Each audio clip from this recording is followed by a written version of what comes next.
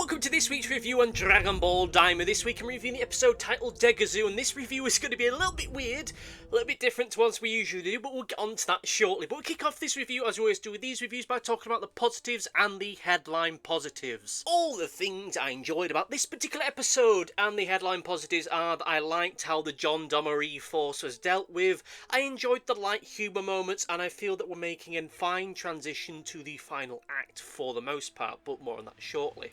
Now, this is an episode that keeps in the tradition that we've had with this entire series, where the character that the episode is named after ultimately has very little to do with the episode itself, which, yeah, that's something we'll definitely talk about later. But hey, we got the stuff with the Gendamery Force, which, look, I got a kick out of it because, well, I mean, they kind of turned out to be a bit of a wet fart in the end, didn't they? Like, I'm honestly relieved that they didn't end up becoming this big episode-long threat, something our heroes would have to deal with for an extended amount of time. Maybe if this was more like classic Dragon Ball or even into Z, they've had a couple episodes or so where our heroes have to deal with them. But this week we don't get that. They're dispatched rather quickly, and Vegeta, for the most part, is the one that defeated them. Even if, at the end of the day, it kind of feels a little bit more like a self-own on their part than anything else. Now, I'm going to be honest with you, dear listener, I'm not exactly a Vegeta stan or anything like that, but, you know, for the sake of comedy, if nothing else, he could have and should have just kicked their ass, because I think that, given just the sheer bravado and how they present themselves at the start of that fight, that should have been the way that they ended up going, because the fight at the end of the day could have gone the same way with everything with the fireball and that being the case, but I would have liked it a little bit more had Vegeta been the one to just get the win in this, even if it was just ultimately a fight that lasted about as long as it did do in the main episode itself. Because the fact that it is as anticlimactic as it is what makes it work for me, which I admit sounds like damning with faint praise in the most extremist of ways, but look, this whole thing with the Gendamery Force was less of an actual fight of itself and just more of a joke. It's just this been long-running punchline that they'd eventually be the ones that would just get beaten up, and the first available opportunity that our heroes have to fight them, that was always going to end up being the case, but it was always a matter of time in getting to there. And again, I am glad that at the end of the day this wasn't a thing of, oh, they were going to be this threat they'd have to deal with for an entire episode, or worse, they'd become the big bad in the end. They were gag villains and they were ultimately defeated in a gag way. I just feel for two things. One, it really should have been Vegeta the one to just knock them about, like they have, like I say, all this bravado in this presentation, all this front and bullshit that they're here to. They're going to defeat the good guys because that's what they do, and oh no, we've been beaten up by just this one kid. Oh dear, how embarrassing. But that's not what ended up happening, because someone accidentally knocked someone's hand and they got burnt, and then all just kind of fell apart from there rather quickly. Like, again, I don't think this needed to be something that was dragged out. I don't think it needed to be gratuitous. I just think it needed to be a thing of the fireball thing misses and Vegeta just goes in, bonks him on the head, and that would have been it. And the other thing that I have with these guys is that with the way they're ultimately defeated, I kind of feel that maybe we should have had them earlier in the season. Like, maybe instead of having all that crap with the Kraken, we could have had them instead. Or maybe, like I suggested last week, we could have a bit of the old "go on without me" kind of moment where Pansy's father and that are the ones that fight the Gendamery Force, and that helps to maybe establish Pansy's father as being the big king of the demon world once everything's said and done. But hey, I mean, it's kind of funny in a kind of twisted kind of way. Like, I like the light moments of comedy that we get throughout this episode. The stuff with Gendamery Force is still fun for what it is, even if it is just a facsimile of all the stuff that we saw with the Ginyu Force.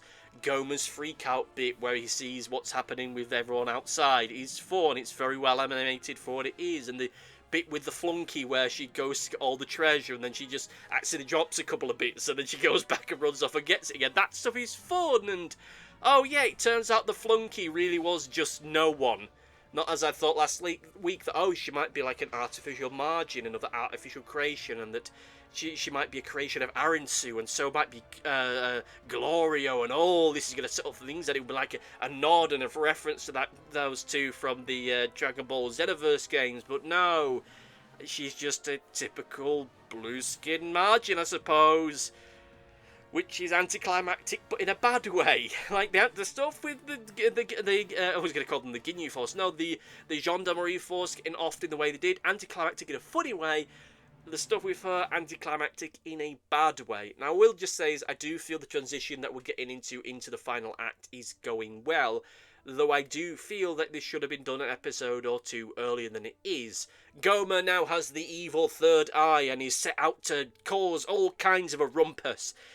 The guy that ultimately set all of this into motion, this grand adventure, was just out of a sheer sense of a misunderstanding, is now this big twisted monster thing, which is kind of dark when you think about it. I mean, oh sure, he's evil, but ultimately, at the end of the day, he's just more of a victim of his own paranoia than anything else. He thought that our hero was going to come in there and defeat them all when they really weren't, but yeah, well, I guess that's just the way that all this is going to end up going. Like I say, I think that how it's dealing with this transition is it's doing it well. The shift in tone, the palette and presentation of it all does end up feeling so we are into the final run of things, that it does have this sense of evil, insidiousness about everything, even though that's not often reflective in just how goofy and weird and wacky some of this stuff can be. But I feel that's more of a different strokes of different folks thing. I do enjoy the tone of this series for the most part.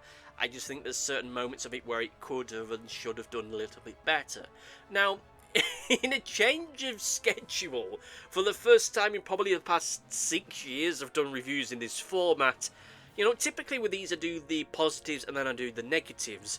And I think that given how certain events in this episode turned out, this is going to be the first time where I'm just going to do a section, because I really don't know how to feel about some of this stuff. Like, on the one hand, I like it, but on the other hand, I think it's kind of a bit crappy. So, our first moment should be the stuff with Degasu, which, like I said in the opening to this video, just kind of went nowhere. There was no bigger plot with him. There was no great lore dump when he had his confrontation with Shin. At the ultimate end of the day, he was just a minor inconvenience.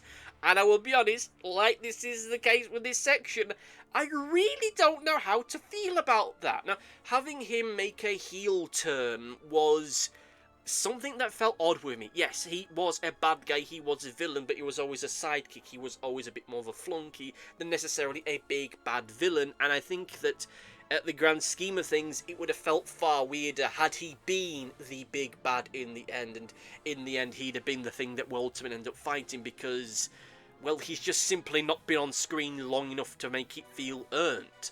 It would end up be just feeling like, okay, yeah, but why though? It's like the twist villains that you get in certain kids movies where a character suddenly becomes the bad guy in the final act, and you think to yourself, okay, but why? We really didn't need a bad guy, and if we did need a bad guy, it certainly wasn't you, so what's the point in this? Why are we doing it? And I also would have felt weird, because it would have felt like, oh, Degasu's behind it all along, even though he's done nothing, and we don't really have the screen time which to show about all the way that he's manipulated and tricked things behind the scenes with his schemes, I should say. And, you know, I will just say as a positive, the fact that in the end his grand power play ultimately turned out to be a great nothing burger and was just so pathetic is darkly funny. He thought this was going to be his grand moment to shine, but in the grand scheme of things he just kind of bollocksed it up in the end. He was just defeated by kids, and that was, again, kind of weirdly funny. I kind of like it,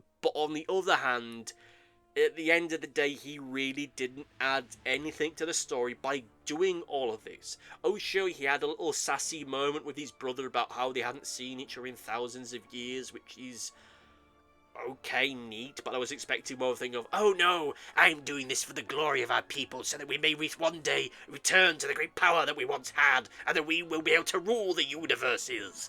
But we didn't really get anything like that. He just had a little sassy moment and he got knocked in the head. And the closest thing to a lore dump that we ended up getting with any of that was just the Supreme Kai explaining what his job was, which is, oh, I'm here to observe peace and order in the universe. And I'm just thinking, yeah, you've really done a cracking job there, mate, haven't you? Given all the crap that's been happening in the run-up to this particular event. But hey, oh, I'm not the one that's giving you your workplace review, are you? Good God, Jesus. But apart from that, that's it. Oh, and the little bit about, oh, Glind naturally focused on seeking power. which is an odd, really odd thing to put into this, but sure, okay, but at the same time, like, why?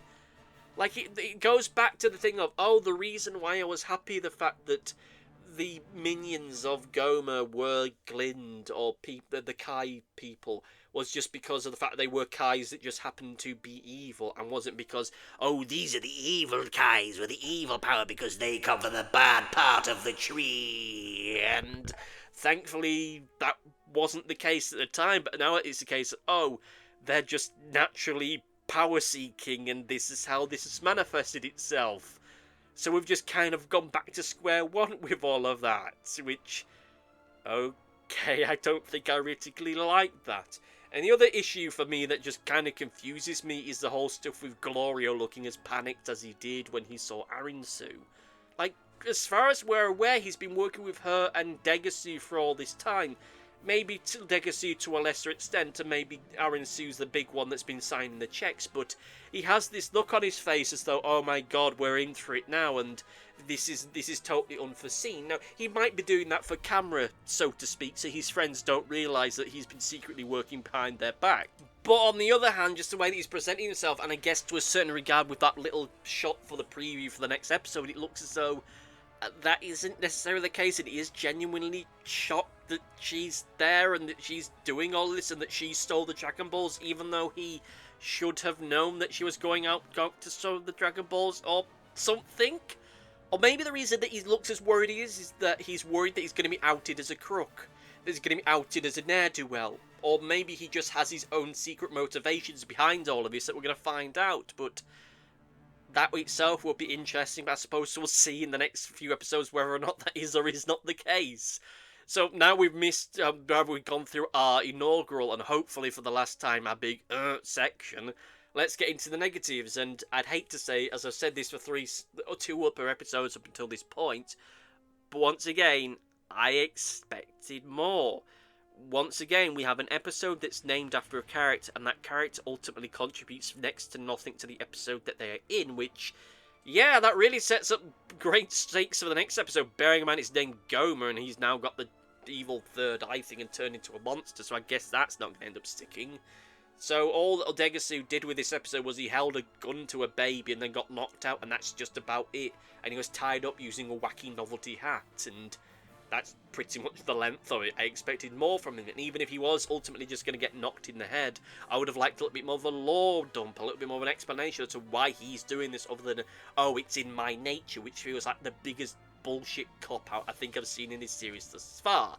And Arensu, at the same time, I don't know how to feel as though they've kind of turned with this, because in the previous episode we had the everything's going according to plan moment, and I'm okay with a villain's plan or a character's plan in a TV series or a movie or a story or whatever going to pot, but in the end it looks like our big bad to this entire series is just going to be a guy that was a villain from the very start.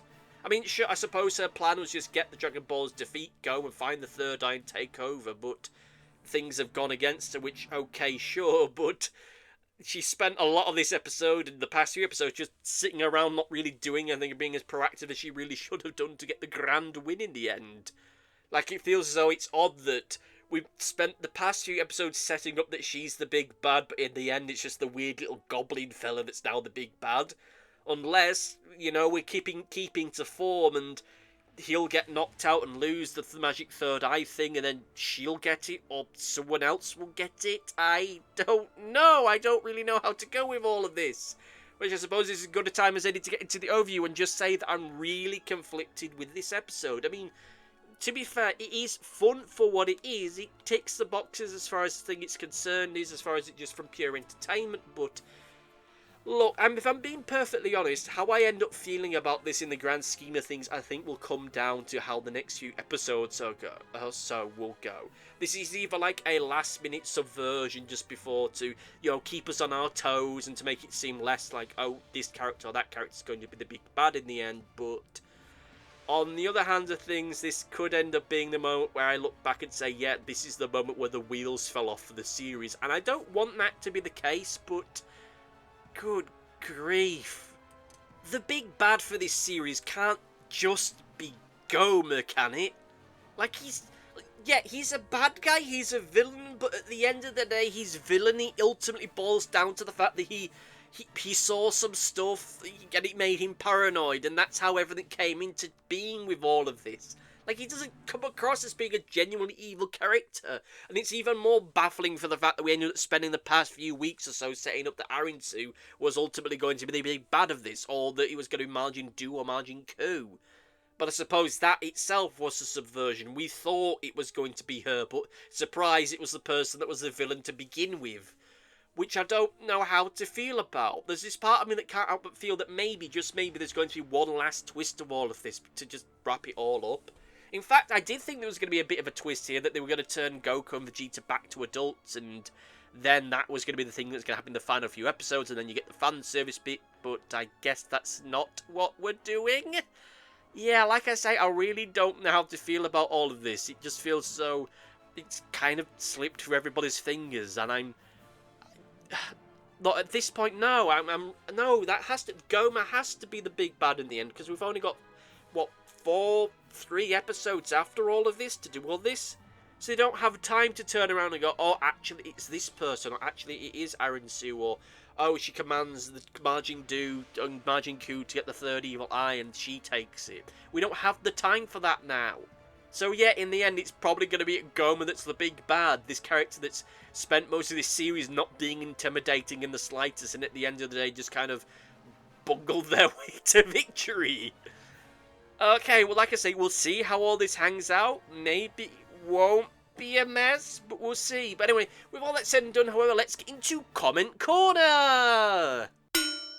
It's time for Comment Corner. These comments come from the review for the previous episode 3rd. I am a Big X1 here again saying, finally, the show is heating up. I hope it lasts, and, well, I hope for your sake that, by your determination, that it has lasted, because, I mean, on the one hand, it is heating up, and it has got to a point where, oh, big, spooky, fighty stuff's about to happen, but I'm not sure if it's really happened in a way that I can find terribly satisfactory, but we'll see.